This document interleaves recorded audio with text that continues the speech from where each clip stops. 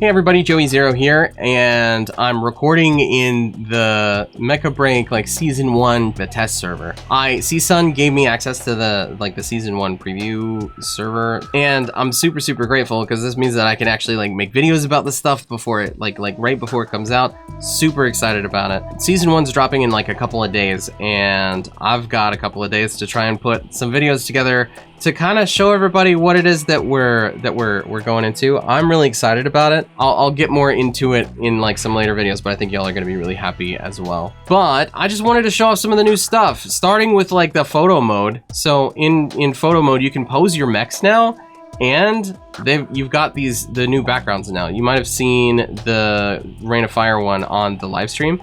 This is the one for the new season, and I'm really excited about it. Don't mind my Alfred fashion. I decided I would make him into Shadow the Hedgehog for reasons that will become clear. But I'm really excited about this. I'm always stoked to see more tools for like content creators, but like really just more tools to show off my mech customization. I would love it if there was like a green screen one. If there was like a chroma background, that would be insanely cool. But jumping out of photo mode, we're gonna go ahead and take a quick look at the 2 new strikers and some of the like UI changes, because I think this kind of gives us a good idea of, I guess, the tone of the new season. But let's go ahead and start with the switch striker screen, because this is probably one of the most noticeable changes. Is whenever you're switching strikers, you can now see the strikers grouped according to what their role is. It tells you a little bit about the difficulty of it, more or less, and then it also, again, it kind of tells you what their role is. Probably the next most used thing that players are going to look at is going to be the mission briefing screen. So these rookie missions, these are like kind of the tutorial missions. Like once you're done with them, you're done with them. By the way, this is not the live server.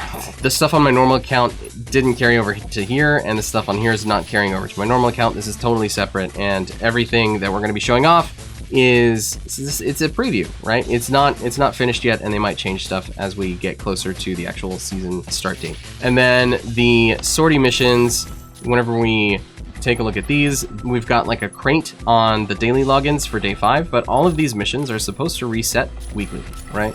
We've got sortie missions, which are just kind of like general missions, Verge missions, which these are the missions that if you've played Verge pretty much at all in season 0, this looks very familiar, right? This is just where you select the mission that you're going to be going on. And then the storm missions, these are mechabreak objectives. So like extract items from a mechabreak battle, enter restricted zones, complete missions in mechabreak, stuff like that. Switching over to the Matrix Marketplace, there's not going to be anything here because again, this is just the test server, but they did mention that they're doing away with auctions and it's just going to be sales now. So like whoever it is that lists the auction, they set a price, and that price is what the player pays. I think probably the thing with the next most changes is the store. So if we click on store, this was the old logistics tab. This is where, so like Matrix contract, this would be your battle pass. And I know that they've changed how this works a bit, but in particular, if we move over to Matrix selections, there's a lot of interesting stuff here. So we've got the 2 new strikers. Yeah, we've also have a previous seasons tab, where if you missed out on the strikers from previous seasons, you can buy them here. Same for, you know, they've kind of retroactively added the Scorching Fire background. This is the one that you would have seen on the dev stream. And then they've got the rooms in the base in here. If we go back to the current season, so we've got some new rooms in the base. We've got our outfit. We kind of expected this. We've got the new background. We've got the new skin, which again, on the dev stream, they mentioned that they said they had some like technical breakthrough that allowed them to do the energy effects on the patterns now, which is pretty cool, that like breathing energy. We've got a bunch of new weapon skins, which these look amazing. I know that not everybody's into like the cosmetics or the mech customization, or at least maybe a better way of putting it is that there are a lot of players who care a lot more about balance than they do about the customization side of stuff. And I get it, and I think we're going to talk about some of the balance changes as we get closer to the season release date.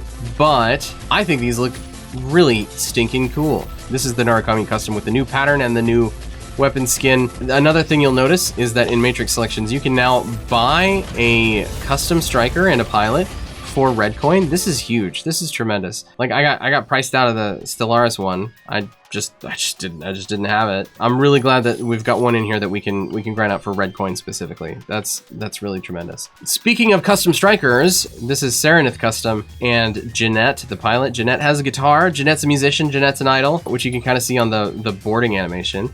The Serenith custom comes with all the stuff that you'd expect it to. It's got like the custom finisher, and it's got some special energy effects on the weapons. I do still think that $50 is a bit steep. Anyway, seasonal sets. So of course we've got a new seasonal outfit, as you might expect. I don't know if it was always like this, but there's now a thing that whenever you save 10% by purchasing the full set. Again, don't know if that was a thing previously and there just wasn't a message for it. If that's a new thing, that's great.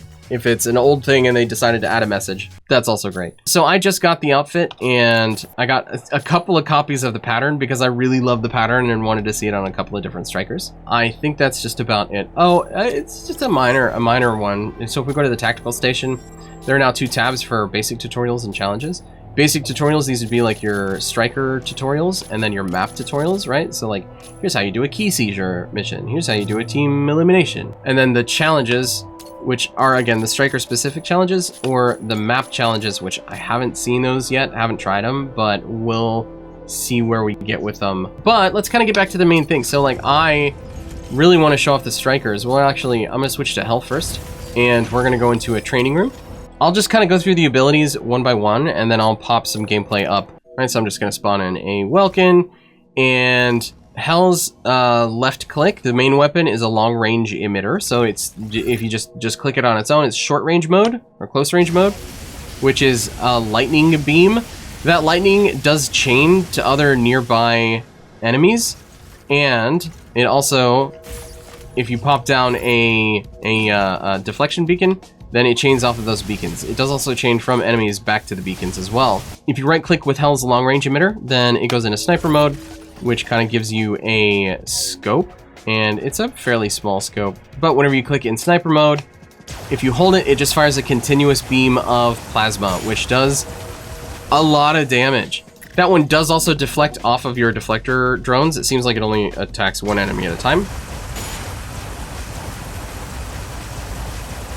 But as long as you keep an enemy locked while you're firing it, then the beam will attempt to track to the enemy. Again, your scope is quite a bit smaller, so you've got to do a little more work to keep them locked. Hel has these pulse trap drones, which I'm just gonna back away and drop one. They basically just sit on the floor. They're stealthed, but they can be attacked while they're in stealth. However, if an enemy comes close to one, then they get stunned, and you can drop multiple of these. And it's a very handy way of defending yourself, especially against melees. They dash into range and then they just hit the floor, and then you can beam them, you can lightning them. And then finally, Hel has a deception kit, which this is kind of like the spy from TF2. So if you have an enemy targeted and you use it, then you assume the form of that enemy, and then suddenly all of their friendly units see you as a friend. So all of your enemies see you as a friend. They can't attack you. Of course, the striker that you copied, they know there's only supposed to be one of them, so they could still attack you and everything. I could totally see that being useful for, like, you know, kind of getting behind enemy lines, setting up a couple of your drones, and then, you know, you can like attack them from back here. You could just like lay waste to the back line from the back. I love that. One thing to note is that while you have Deception Kit active, if you attack, it drops the Deception Kit. That also includes like placing drones and stuff. And the duration on it's not that long, so you gotta kind of have to be careful with it. But I think that's about it. Let's go ahead and throw some gameplay in here.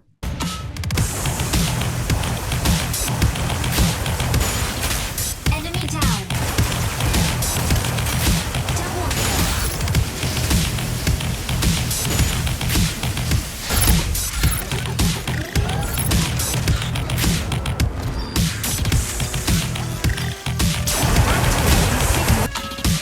Console C activates in 20 seconds. Weapon not ready. Welcome. Ready to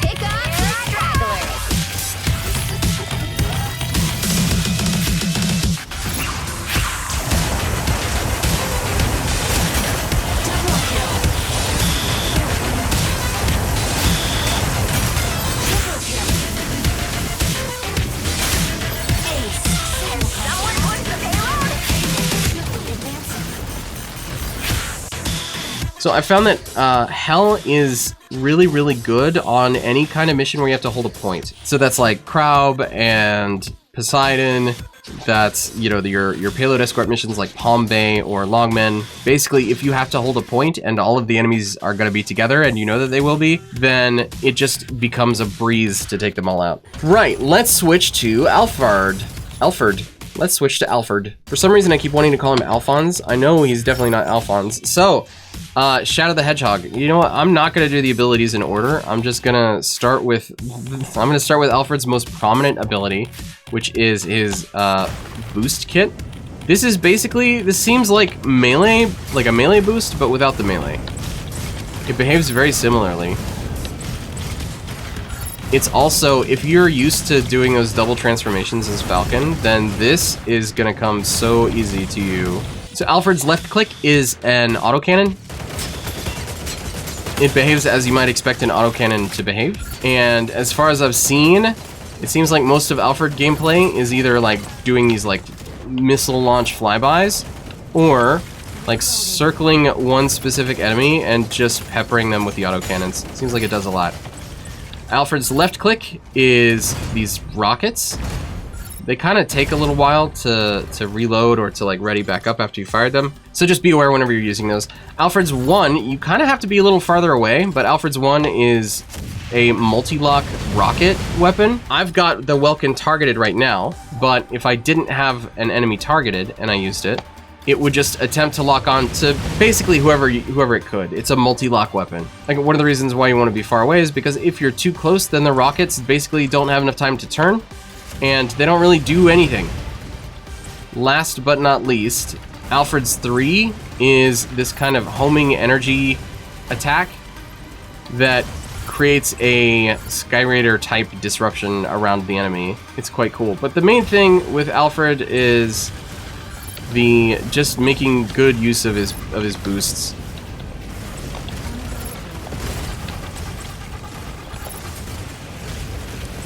But as someone who primarily plays Falcon, Alfred is a lot of fun. He's probably going to be the one that I play the most of in Season 1. Let's take a look at some gameplay.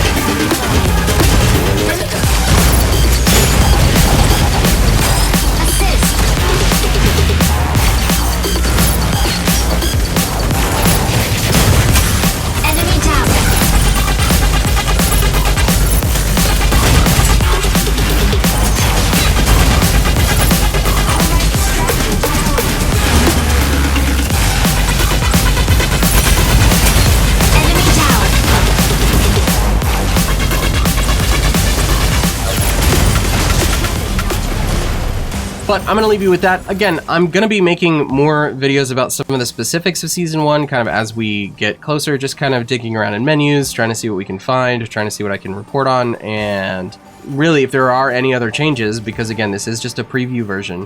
Hopefully, I'd like to put a video together about those. Once again, I just want to say thanks to CSUN for giving me a chance to play on the test server and to make these videos.